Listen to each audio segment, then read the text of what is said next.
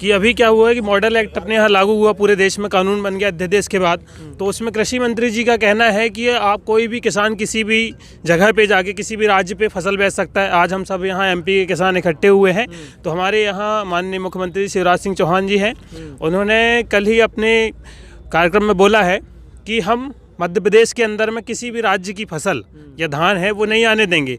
वो कहते हैं हम एक एक दाना खरीदेंगे, लेकिन हम दूसरे राज्यों से जो फसल है वो नहीं आने देंगे। तो एक तरफ अपने देश के केंद्रीय कृषि मंत्री बोलते हैं कि हम कोई भी किसान कहीं भी जाके फसल बेच सकता है, लेकिन उनके ही सरकार के जो एनडीए सरकार में मुख्यमंत्री हैं मध्य प्रदेश में, वो खुद कहते हैं कि हम किसी भी अन्य राज्य की फसल नहीं आने देंगे। तो एक तरफ आप खुद ही बोलते हो चोर चोर मसेरे भाई अदल बदल के लोग। आपने मध्य प्रदेश की बात बताई, मैं आपको हरियाणा की बात बताता हूँ।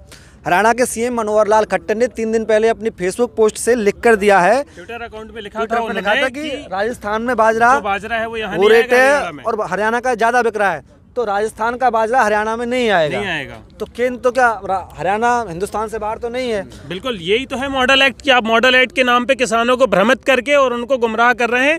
और किसान जब यहाँ आंदोलन कर रहे हैं तो आप उनके बीच में उनके बारे में अनर्गल बातें फैलाकर लोग भ्रमित कर रहे हैं, भयभीत करने की कोशिश कर रहे हैं, जिससे आज यहाँ पे हम जैसे कि आज 300-400 किसान हैं और भी हमारे साथी लोग आ रहे हैं, लेकिन जो लोग डरे हुए थे, जो लोग आज भी किसान जो वर्ग है वो एक्चुअल में क्या है कि एक सामान्य तरीके से जीवन व्यतीत करना चाहता है और सुख शांति से जीना चाहता है। लेकिन ये लोग उस सुख शांति को छीनने की जो कोशिश कर रहे हैं उससे भयभीत हैं लोग, लेकिन वो निकल इसलिए नहीं पा रहा क्योंकि सरकार का दबाव है कहीं ना कहीं। लेकिन अब किसान शक्ति जो यहाँ जागी है तो धीरे धीरे करके पूरे देश में इसका प्रभाव पड़ा है। लोग अब अपने घरों से निकल कर यहाँ पर आकर हमारे साथ डटकर आंदोलन करेंगे और हम अपनी लड़ाई को जीत कर जाएंगे। किसान शक्ति जागेगी, सारी समस्या भागेगी। एक जैसे जो 3 के कृषि कानून आए हैं, वही सिस्टम लगभग बिहार में पहले 2006 के आसपास से चालू है।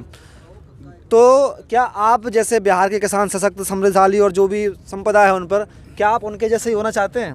बिल्कुल नहीं। वो तो हमारे यहाँ बेचारे जीरी लगाने आते हैं, हरियाणा में जीरी लगा। कभी आपने सुना है पंजाब हरियाणा का बंदा कहीं जीरी लगाने गया हो? सरकार तो वही कहती है कि वहाँ के किसान बहुत बढ़िया हैं। 2006 में जो उन्होंने ये एक्ट खत्म कर दिया, वहाँ पर जीरी का रेट, धान का रेट यहाँ से आधा है। वहाँ की जीरी धान पंजाब में आ रही है, वहाँ के व्यापारी खरीदते हैं किसानों का शोषण करके, लोकल छोटे व्यापारी, और फिर वो ट्रांसपोर्ट से पंजाब भेजते हैं।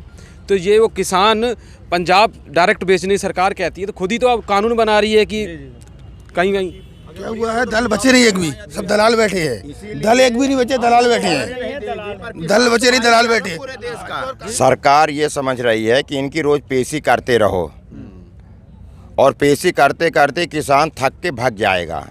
लेकिन सरकार को ये पता नहीं है कि सारे किसान अपने घर को छोड़ के निकल चुके हैं, ये वापस जाने वाले नहीं हैं। सरकार सोच रही है कि दिल्ली के अंदर हम इनको जाम कर दें, ये भूखे मरेंगे तो भाग जाएंगे।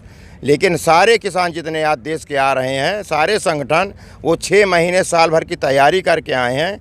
अगर सरकार हमारी बात नहीं मानती तो हम लोग यहीं 6 महीने गर्मी तक रहेंगे और सरकार से बात मनवा के ही वापस ये किसान अब जाने वाला है। सरकार की कोई नीति नहीं चलेगी। अन्न तो रोक रहे हैं और इसीलिए किसान को भी रोक रहे हैं। तो आज मध्य प्रदेश का किसान हरियाणा में तो आ ही चुका है ना। बस दिल्ली दूर कितना है? अब दिल्ली दूर कितनी है, दिल्ली तो बिल्ली हो जाएगी। हम सारे बॉर्डर बंद कर देंगे, दिल्ली में खाने के लिए नहीं बचेगा।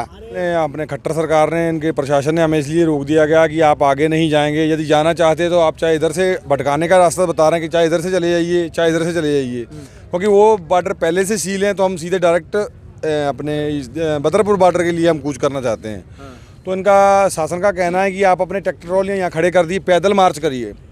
तो सर मेरी जानकारी में ये कि यहाँ से 60 से 62 किलोमीटर लंबाई है वहाँ की बदरपुर बॉर्डर की। तो हमारे जैसा छोटे बच्चे और बुजुर्ग भी हैं हमारे साथ, तो हमारा राशन पानी है, तो हम चाहते हैं कि हमारे ट्रैक्टर भी साथ में ही वहाँ पे जाएं और हम वहाँ के लिए कूच करेंगे। मतलब आप कह रहे हैं कि आप चाहें तो हम पैदल चल सकते हैं, लेकिन ट्रैक्टर हमारे पीछे पीछे चलते रहें ताकि हमारा खाने पीने का सामान चलता जी जी, हम 6 महीने का राशन लेके आए। तो अब आपको भी मालूम है कि अब सर्द का मौसम है और हम अपने सर्दी के लिए कपड़े वगैरह भी लेके आए और अपना राशन लेके आए। तो हम अपने ट्रैक्टर भी अपने साथ ही लेके जाएंगे। हमारी ये बैलगाड़ियाँ, ट्रैक्टर तो खैर हम इनको नहीं बोलेंगे, हमारी बैलगाड़ियाँ ही हैं, तो हम इनको साथ में लेके जाएंगे। और देख लें आँख से कि फंडिंग कहाँ से हो रही है। आज हम यहाँ रुके हैं और परवल के जो हमारे किसान हैं पूरा यहाँ लंगर चला रहे हैं। हम लोगों को 2 बार भोजन कराया, चाय पिलाया, और आपने खुद भोजन किया है। तो ये वो फंडिंग वाले लोग नहीं हैं, ये गांव के किसान हैं, हमारा परिवार हर जगह है, और आज वो हमको खाना खिला रहे हैं, वो भी आके खा के चले जाएं, पता लग जाएगा कि फंडिंग कहाँ से आ रही है। हम पैसा निकालने थोड़ी चले हैं, नहीं है किसान हमको किसी के रोटी टुकड़ों पे गाँव में घर में मिल रही है, रास्ते मिल रहे हैं। फंडिंग की जरूरत क्या है? फंडिंग तो नेताओं को चाहिए, इन चोरों को चाहिए चुनाव लड़ने के लिए। कोरोना काल में हम भोजन कराते थे, 80 करोड़ किसान जो पूरे हिंदुस्तान खिलाते हैं, उसको फंडिंग की क्या जरूरत है? मैं हम तो पूरे हिंदुस्तान खिलाते हैं ना। मैं ये